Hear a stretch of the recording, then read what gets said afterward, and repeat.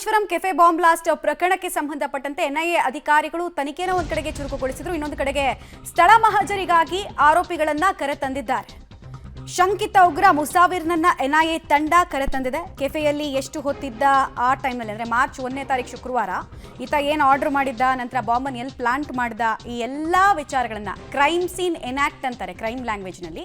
So ಅದನ್ನಲ್ಲಿ ಮಾಡಿಸ್ತಾ ಇದ್ದಾರೆ NIA ಅಧಿಕಾರಿಗಳು. ಚಾರ್ಜ್ ಶೀಟ್ನಲ್ಲಿ ಇದನ್ನೆಲ್ಲ ವಿಸ್ತೃತವಾಗಿ ಹೇಳಬೇಕಾಗತ್ತೆ. ಆತ ಎಲ್ಲಿಗೆ ಬಂದ, ಎಲ್ಲಿ ನಿಂತಿದ್ದ, ಮತ್ತು ಯಾರ್ಯಾರು ಇನ್ಸ್ಟ್ರಕ್ಷನ್ ಕೊಡ್ತಾ ಇದ್ರು ಆತನಿಗೆ, ಅದೆಲ್ಲವನ್ನ ಕೂಡ ವಿಸ್ತೃತವಾಗಿ ಬರೀಬೇಕಾಗತ್ತೆ. ಸೊ ಕ್ರೈಮ್ ಸೀನ್ ಎನಾಕ್ಟ್ ಮಾಡಬೇಕು ಅಂದರೆ ಆರೋಪಿಯ ಸ್ಥಳ ಮಹಜರ್ ತುಂಬ ಇಂಪಾರ್ಟೆಂಟ್ ಆಗುತ್ತೆ. ಹೀಗಾಗಿ ಆತನನ್ನು ಕರೆತರಲಾಗಿದೆ. ಯಾವ ಬ್ಯಾಗ್ನಲ್ಲಿ ಬಾಂಬನ್ನು ತಂದಿದ್ದ ಅಂತೆಲ್ಲ ಪಂಚನಾಮೆಯನ್ನು ಅಧಿಕಾರಿಗಳು ಮಾಡ್ತಾ ಇದ್ದಾರೆ. ಹೂಡಿ ಜಂಕ್ಷನ್ನಲ್ಲಿರುವಂತಹ ಮಸೀದಿ ಬಳಿ ಕೂಡ ಸ್ಥಳ ಮಹಜರನ್ನು ನಡೆಸಲಾಗಿದೆ. ಬಿಕಾಸ್ ಅಲ್ಲಿ ಆತ ಡ್ರೆಸ್ ಚೇಂಜ್ ಮಾಡಿದ್ದ ಅಂತ ಹೇಳಲಾಗುತ್ತೆ. ಕೆಫೆಯಿಂದ ಬಟ್ಟೆ ಬದಲಾಯಿಸಿಕೊಂಡಂತಹ ಸ್ಥಳ ಈ ಮಸೀದಿಯ ಹತ್ರ ಇರುವಂತಹ ಜಾಗ. ಸೊ ಅಲ್ಲೂ ಕೂಡ ಪಂಚನಾಮೆಯನ್ನು ನಡೆಸಲಾಗಿದೆ.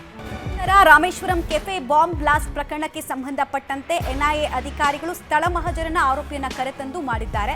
ಕ್ರೈಮ್ ಸೀನನ್ನು ರೀಕ್ರಿಯೇಟ್ ಮಾಡೋದ್ರ ಮೂಲಕ ಸಾಕ್ಷ್ಯಾಧಾರಗಳನ್ನ ಇನ್ನಷ್ಟು ಸಂಗ್ರಹಿಸಿ ಈ ಕೇಸನ್ನು ಟೈಟ್ ಮಾಡುವಲ್ಲಿ ಎನ್ಐಎ ಅಧಿಕಾರಿಗಳು ಮುಂದಾಗಿದ್ದಾರೆ. ಮತ್ತು ಉಳಿದ ತನಿಖಾ ಸಂಸ್ಥೆಗಳ ತನಿಖೆಗೂ ಎನ್ಐಎ ಅಧಿಕಾರಿಗಳ ತನಿಖಾ ವೈಖರಿಗೂ ಬಹಳ ಡಿಫ್ರೆನ್ಸ್ ಇರುತ್ತೆ.